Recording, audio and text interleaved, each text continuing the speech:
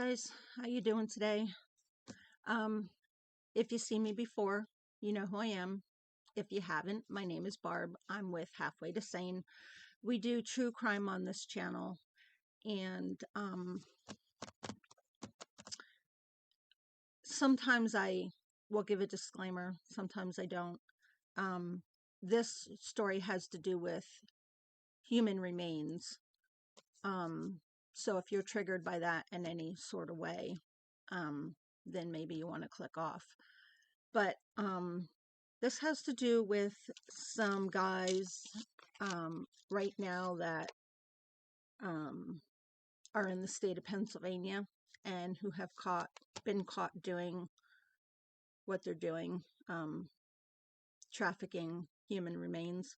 So I'm just going to go ahead and get into the story. So there was two men that have been sentenced to prison for their roles in a nationwide trafficking ring involving stolen human remains in Pennsylvania. These separate cases shed light on a disturbing underground trade that included the sale of body parts from deceased individuals, including babies. That's sick. The sentences bring some closure to a multi-year investigation that has uncovered more crimes related to the trafficking of stolen human remains across the United States. Matthew Lampy, who is 50 years old and lives in Minnesota, is the owner of Get to the Point Tattoo Parlor.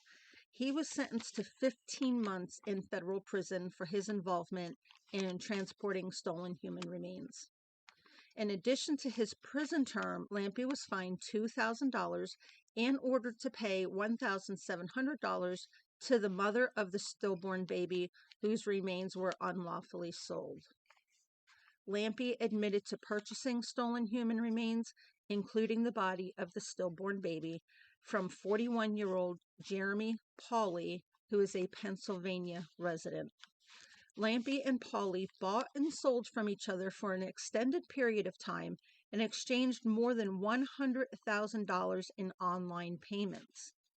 Prosecutors said one of the items Polly sold and shipped to Lampy was the corpse of a stillborn baby boy. The body had been stolen by Candace Chapman Scott, who worked at a mortuary and crematorium in Arkansas. The U.S. Attorney also announced that 39-year-old Angela Pariah was sentenced to 18 months in prison. Now, prosecutors say Pariah admitted to stealing human remains and body parts from a hospital where he was a pathology assistant and selling them to Lycoming County man.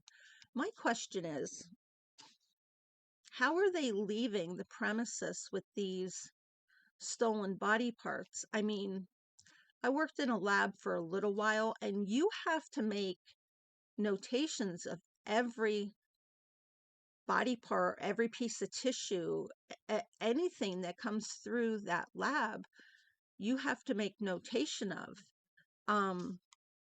So how are they not making those notations? That would be my question. I mean, and how do you know what you're going to take? Is somebody contacting you ahead of time and saying, hey, this is what I want, see if you can find it?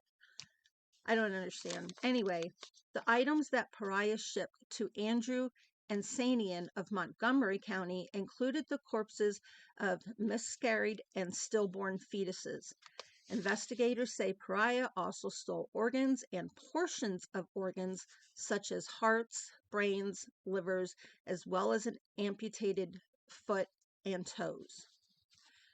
The girlfriend of the heavily tattooed Jeremy Poleo, accused of being involved in illegal trading of body parts, has claimed he is an innocent historian who preserves human remains for the good of society. Jeremy and 5 others were charged with trafficking in stolen human remains, but Polly's girlfriend, Sophie May V., who describes herself as a human blood artist, has now claimed he has a legitimate legal business preserving human parts for his museum. Jeremy's devotion to unusual antiquities is as unconditional as his appearances, which is unfortunate in a situation where clickbait is as far as media reaches. Properly preserved remains are perfectly legal in the legal states. As a conservative of history, Jeremy repurposes retired remains to prevent specimens from being destroyed. His museum is all about education and reclamation. Indeed, it is legal in almost every state to buy and sell the properly obtained human remains of adults, but it is illegal to trade human fetuses. Now, a website for Polly's museum, the Memento Mori, states he is a lead preservation specialist of retired medical specimens and curator to historic remains and artifacts. Through his work in the Institute of Preservation, Jeremy works to produce educational tools through reconditioning retired medical remains by means of plastination, corrosion casting, anatomical mounts, and all manners of preservation and restorative procedures. Jeremy's work in the museum's website features images of fetuses in glass containers and claims Polly repurposes specimens deemed unusable that would be sold by companies that misuse them. Because of the twisted nature of these companies, Jeremy dedicates his time in preserving and reconditioning retired specimens to continue their use to students, sourcing from MD estate sales, medical facilities, and museum donations, and so states the website. Sophie, a self-described human blood artist, said Jeremy was scammed by the woman in Arkansas named Candace. Harvard morgue manager Cedric Lodge, who's 55 years old, and Arkansas funeral home worker Candace Chapman Scott, who is 36 years old, are both facing up to 15 years in prison for their alleged roles in the Macro Bay underground network dealing in stolen brains, hearts, skin, and fetal remains. An anonymous tip from someone who was no longer dating gave up investigators the key to the case. The tipster told police they found what they believed were human organs and human skin in 5-gallon buckets in the basement of Polly's home, 3 of which they recovered in a visit to his home that same day. Police also discovered 2 human brains, 2 lungs, a heart, 2 livers, a skull with hair after obtaining a search warrant. Over a 9-month period, Polly allegedly paid Scott $10,975 for various body parts, including a heart, brains, liver, kidney, trachea, ears, 2 fake boobies, lungs, skin, a penis, testicles, a whole head, and 2 fetuses. Polly is accused of reselling the remains he received to others, including tattoo artist Matthew Lampy. Federal court documents filed in Arkansas say that Scott first reached out to Polly in October 2021 with a message that read, "I follow your page and work and love it. I'm a mortician and work at a trade service mortuary. We are contracted through the medical hospital here in Little Rock to cremate their cadavers when the medical students are done with them before they discard them in a cremation garden. Just out of curiosity, would you know anyone in the market for a fully intact, embalmed brain?"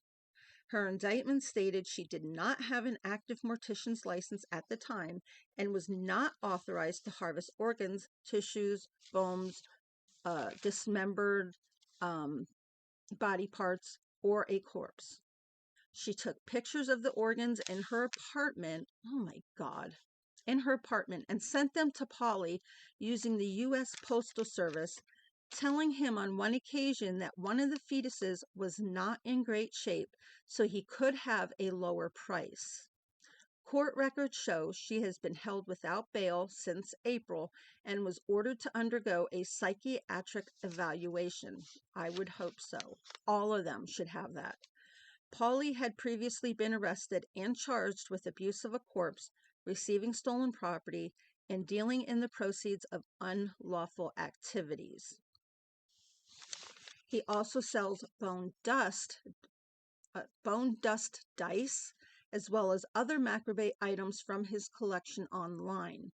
A separate indictment in Pennsylvania claims that Pauly also spent $40,049 buying body parts from Josh Taylor, who had purchased from Cedric Lodge. So this is a big circle that they're doing here.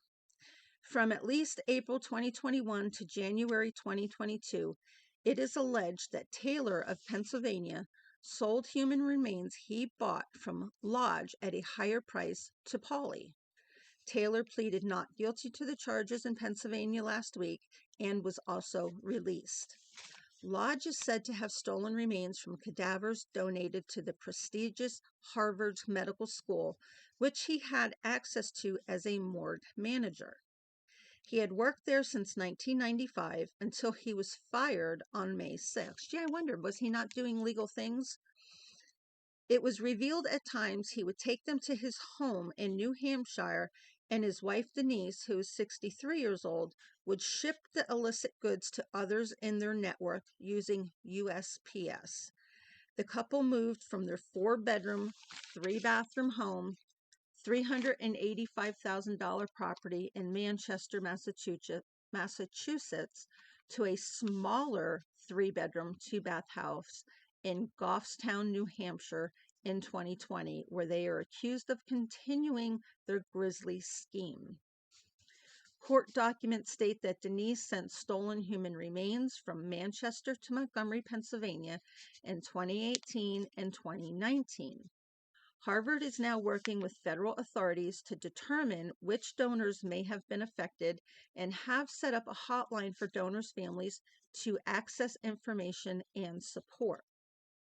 The school insisted that no other employees at the school are facing charges or are suspected of any wrongdoing. The maximum penalty under federal law for this offense is 15 years in prison. The defendants violated the trust of the deceased and their families, all in the name of greed. The United States Attorney's Office says they have and will continue to attempt to identify and contact as many of the victims and the victims' families affected by this case as possible. If anyone believes they or a family member may have been affected by the conduct charged in these indictments and information, contact the victim and the witness unit at usapam.victim.information@doj.gov, or you may call them at 717-614-4249. Now, I Googled why would people want to buy body parts. And apparently there is a global need or demand for healthy body parts for transplantation, that sounds normal, which exceeds the numbers available.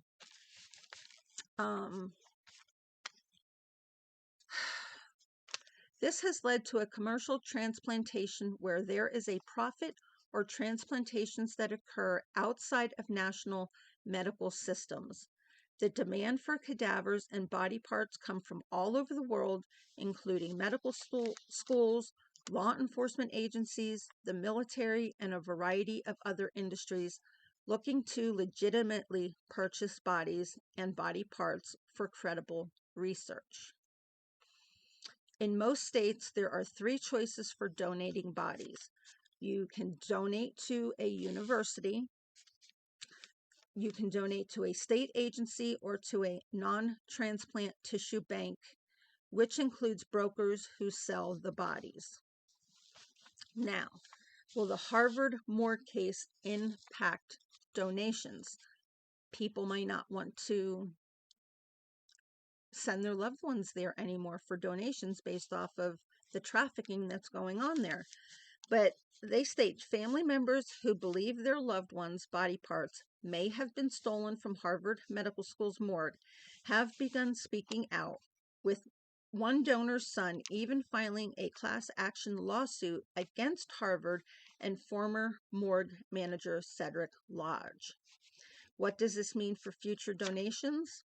Well, the allegations against those involved in the sale of body parts from Harvard's medical school's donation program are extremely troubling. Now, if proven true, the sale of body parts is not only illegal, but most importantly, truly horrific for those who trusted the school to properly handle their remains. Now, this, of course, will likely impact people's immediate willingness to donate their bodies to this specific program. It's suspected that the Harvard morgue scandal may not upend individuals' decision to donate their bodies, though they might consider other anatomical gift programs in Massachusetts, at least until Harvard Medical School can reassure them that the alleged illegalities will never happen again. I would hope it wouldn't slow down people wanting to donate their bodies there. But I guess there's always other places that you can donate to. As far as I'm concerned, they got rid of the people that were in the wrong, and you can't punish the entire program for what one or two people did. The overall supply of cadavers will probably remain stable, even if some donations end up in the short term going elsewhere. There are ways for institutions to more securely track and handle donated cadavers throughout the process. Some programs, like the University of Maryland School of Medicine, implant a radio frequency identification chip.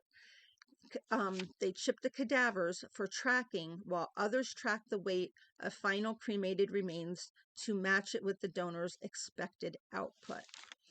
I don't understand how you would input chips into the cadavers. I mean, each organ, I don't think is getting, they don't make it sound like each organ gets chipped. So yeah, you can bring a body in and chip it, but people can still take unlawfully different organs. I don't know. If you know the answer to that, do me a favor, put it down below, because I'm confused about that. While the above cited measures can increase the security and traceability of donated specimens, donation programs ultimately rely on their staff's professionalism to ensure the proper running of their operations. Harvard hasn't explained the level of monitoring and oversight it had over bodies donated for education and research purposes. However, in a letter to donors' next of kin, the dean of Harvard says he has enormous respect and gratitude for donors and a deep reverence for the process of dissection. Learning anatomy transforms students from pre-meds to physician healers, and it is an experience that changes your heart and soul forever. Those values are passed down every fall to our new students, who each year, at the conclusion of their studies, hold a poignant private memorial service to honor the donors. That's awesome. That's awesome that they do that. When human remains are bought and sold, an element of humanity is lost. Ask yourself if you would be okay with someone buying or selling your grandmother's skull. Now imagine you are from a culture where human remains are greatly respected, and to buy and sell to commodify these remains not only dehumanizes, but it is an active crime against the living. Ultimately, the trade reduces human lives lived to mere things passing through the hands of dealers for profit only, and adds insult to injury. The human remains trade is an affront to human dignity. I would love to hear you guys' opinions on this. I personally know somebody whose body had been donated to science. It is something that I always say that I would want to do. I don't need my body anymore once I'm done with it. And I guess the illegal selling of body parts, I don't know how I feel about that. Yeah, it's wrong. It is wrong, but you don't need it anymore. If somebody freaky wants to put something in their museum, have at it. I don't know. I'm not saying it's right what they did, but it is not right. It is completely wrong. Now, if there's a way that you can contact the family and say, hey, I have a museum, I would love to have the skull of your loved one or your whatever organ or whatever, if they do it in the up and up and make it legal, I don't think there's a problem with that, because honestly, your body is done. You do not need it anymore. It's just going to get burned and or buried. So what's the big deal? I'm probably going to get a lot of backlash for this. I understand that, but I'm also, if you don't need it anymore, what's the purpose of keeping it? Yes, people do want their loved ones' ashes, and you can still get those. If you're only donating a portion of the body, you would still have your loved one's ashes. But yeah, I don't know. Tell me your thoughts down below. Let me hear your questions. I'd love to hear what you guys think about it. Again, it's a big gray area. I understand that. But everybody has different thoughts, feelings, different religions, that might affect your thinking. But anyway, yes, go ahead, leave your comments, questions down below. And if you haven't already done so, please subscribe to my channel. That really helps me out. I would really, really appreciate it. Also, hit the thumbs up button and the notification bell so you know the next time I upload a video. Until next time, guys, peace.